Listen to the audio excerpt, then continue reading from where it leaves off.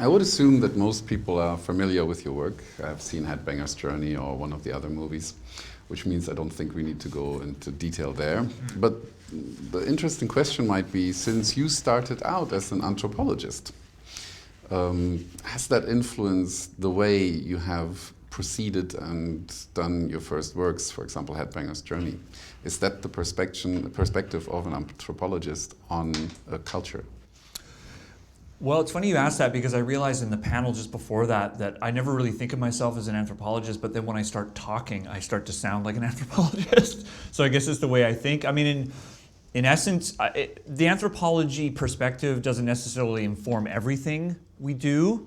Maybe it does sort of inadvertently, but I think that what we brought to music documentary was looking at music not only as just music, but as a culture also.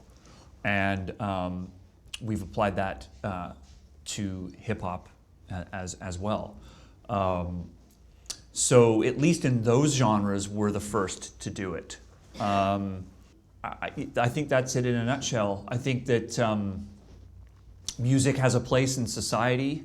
People gravitate towards music for different reasons. Music is popular in some areas and not others, and I think these are just all very fascinating questions. It's always, the question is always why. I'm like that irritating. I have a 4.5-year-old son, and he just keeps asking why, and I realize that I'm still 4 years old because I just keep asking that question. And so yeah, I think that's where it comes from, looking at it as a culture, looking at it as a totality. Who is listening to this music and why are they here? Where do they come from? All of those things. Mm-hmm. Did you gain any particular insights doing this method and using it?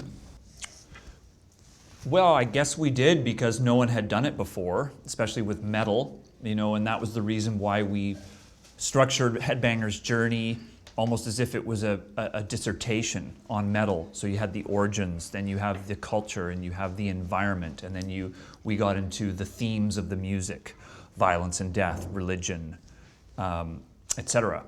So I think, yeah, by taking that approach, we realized that it is a culture. People do see it as a culture. There's a certain sense of self-definition, which we talked about on the panel, you don't always necessarily find with all forms of music.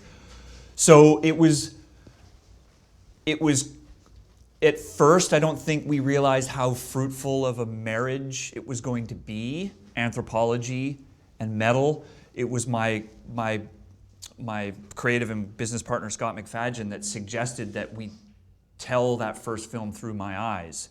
And we realized that it was an effective way to actually bring in the non-metal eyes to the film, because it's sort of like, it's okay, I'm going to take you by the hand and take you into this world that appears to be very prohibitive and scary to some, and sort of, as we said before, exclusionary. It's like, no, it's okay, come on in. So it worked for that reason. Mm-hmm. It could easily create an image like an entomologist studying an ant farm, but I don't think that's your perspective. You're actually coming also out of the metal scene, am I right? Yeah, right. So I mean,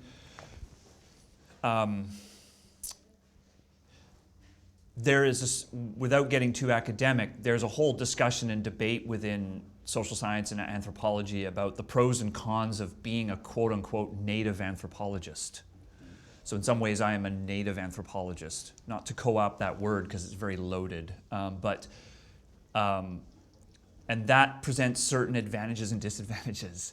It means that sometimes I can't see beyond like the bands I just love, and I'm like, I don't want to talk about anything else. I just want to talk about this. Like, don't you realize how fucking amazing this band is? Like, I find myself being that person. It's so annoying. Like, can't you hear what I'm hearing? So I'm an advocate in that way. So there's that. So it can be limiting, I suppose, in some senses, but I think ultimately it's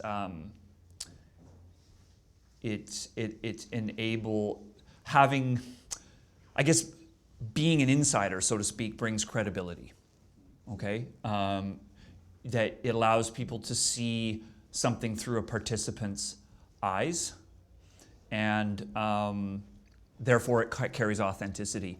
And it's interesting, I mean, in the 12 years we've been doing this, I think the one thing we've discovered that's kind of really at the DNA of what we do at Banger is authenticity. And it's a very overused word, a very abused word, I suppose, but even in the kids' television, I never thought that making metal documentaries and creating shows about video games for kids would have any relationship whatsoever. But they do, in the sense that starting out in metal made us very attuned to being authentic, because metalheads can smell out a fake, so to speak, right? Poser is the old language. I get bashed for using that word online because it reveals my age. No one uses that word anymore. But kids are even more finicky than metal fans. And kids can smell out a fake even more readily than a metal fan. So it made us very equipped at understanding, how do we create a show for kids that is cool and feels real and doesn't feel like it's been made by some major studio, or that kids are being talked down to. And like I said, I never imagined that that the metal, what we learned from metal, would have anything to do with kids, but there you go. And I think maybe just because of how much media we're surrounded by, the whole reality TV phenomenon that happened, I think in some small way, even though shows like Survivor and Amazing Race remain some of the biggest shows ever in the history of television. I don't know the statistics. On some level, people are craving something that feels like it's coming from within something, and there's a, for lack of a better word, there's a real voice there. What would be your relationship to the object of your study, which is like the fans, the bands? It forced me to step out. Even though I'm in the culture, it forced me to step out. And I had to kind of maybe put myself in the position of being like a teenager and being told by the cool kids in school that the music you're listening to is shit, or that, that you're, it's like, oh, you didn't do well at that. Well, it's no surprise, because you're a metalhead. That kind of thing. I had to kind of maybe remind myself of being in that position and okay, how am I going to explain this to these people?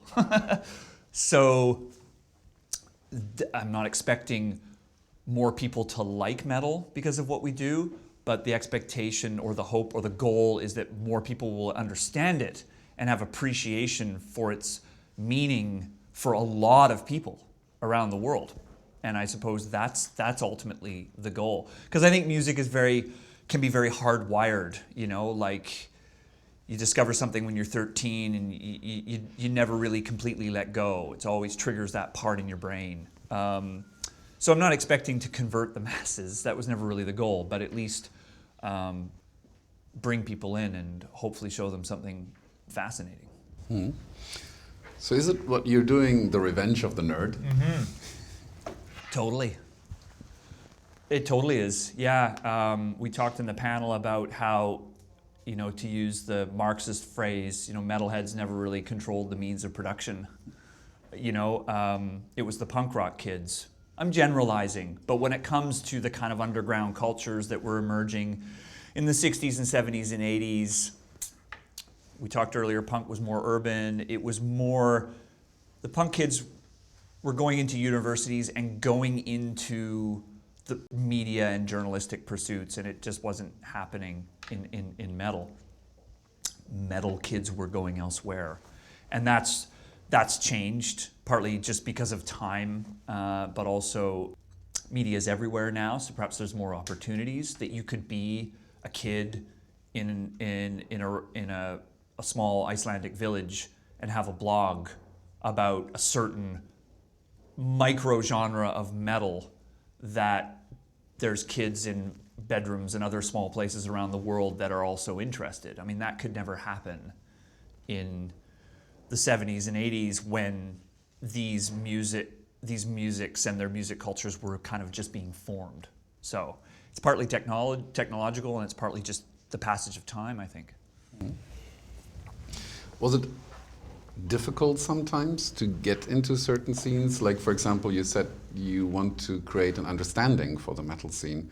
Right. I do think that large parts of the black metal scene in particular would rather disagree with being understood by the majority. Yeah. Is that something you encountered, that there's some resistance to your attempt? For sure. I mean, I get called a sellout because I'm wearing a Mastodon t-shirt, right? But in the broader musical spectrum, Mastodon is a small band. So you kind of get lost in the... Metalheads are getting good at getting caught up in the weeds, right? I think like a lot of us like the details, you know? Because we want to know like that note pattern that Eddie Van Halen or, you know, whoever played on the guitar. Like we're kind of attracted to that. So I guess the answer is yes, for sure. I think that probably every music scene has their purists. I like the term, but it's a loaded term, orthodoxy, depending on which context you're using it in. But when you're talking about it in musical terms, there's a very real musical orthodoxy in metal. I think it's smaller than we think it is. The negative voices are usually the loudest, but I definitely encounter it. So you ask about that separation between fan and professional or whatever we call it, and maybe this is where it's revealed. As a fan, I get my back up and I want to defend what I believe in, and then the anthropologist is sort of thinking, well, why is this happening? And I, in a weird way, from a sort of more of a detached, objective perspective, I actually think there's, and I mean this I want to be very clear, I mean this in musical terms, that there's value in orthodoxy. There's value in people wanting to maintain some level of purity, because I think that we have our own informal rules in metal, and like no one's telling us how things should be organized. You know, oh no, this band should be slotted at this, and like there's no, like we're doing it ourselves, right? We're our own police force. We're our own moderators, right? So I think there's actually some value in that I'm talking from a kind of like a more intellectual perspective, that there are people that are committed to that, because there is an argument that if the foundation of the house starts to crack, then everything's going to fall apart, if you understand what I mean. Like, so, because I don't know. Maybe it wouldn't, but that's kind of how I see it.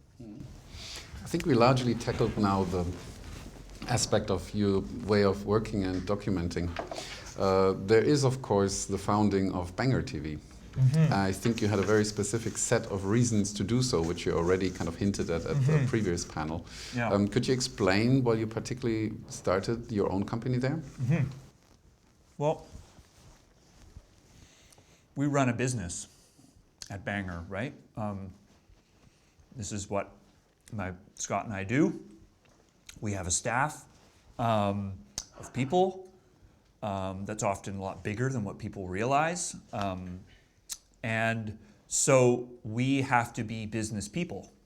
And so what's happening in our sphere is that television and film is going through a big transformation. The movies that people are going to see in theaters are the Superman movies, and that's pretty much it. The DVD market is disappearing fast. It's disappearing less quickly in metal because, and this is interesting, because we all like to have the shit. We got the shirts on. We want the bro of we want the stuff. We're like kind of like into like the physicality of cultural physicality, to use a pretentious term. Like I like to touch things, right? So it's hanging on a little bit longer. The tail of the decline of the DVD and physical product is slower in metal than elsewhere in the industry. At least that's our perception, and so it's not bad, but it is changing. Television is changing. Music television has virtually disappeared. I mean, I grew up on Much Music, which was the actually predecessor to MTV, motherfuckers. Canada had a music documentary series weekly show before MTV did, called The New Music, which was a pioneering show. But point being that the landscape of TV is changing. It's a long-winded way leading up to the fact that we want to create a channel for metal. It's never been done, but we think that because of the way all this landscape is shifting, it could possibly be done successfully, whereby, like Netflix, there's a monthly subscription fee. And when you pay that fee, you know that you're going to be able to access a wide range of quality metal-related visuals. Live concerts, documentaries, new stuff we're producing, series, stuff that other people might be producing and we're presenting on the channel. So it's part survival, part creative, and so that's the plan. Right now, it exists as a YouTube channel. BangerTV is a YouTube channel, and we do weekly shows. We repurpose old interviews that we've done for previous productions, and with a limited budget, we're trying to come up with new shows and new ideas. The goal is to get a significant financial investment, much bigger than what we would ever need to finance a single film or a single series, so that we can create a 5-year plan for a fully functioning channel, subscription-based channel, exclusively for metal. So for us, I think it's partly about, right now it's about raising awareness. It's like, you know what, we could have our own channel. So it's kind of partly that, like we could have this if we want it, right? And then it's about making it happen, raising the money, creating the content, responding to what the metal community wants to see. Yeah, and the plan, the hope is that by next year, it will be launched as a full-fledged channel. That would have been my next question, Yeah. the time frame.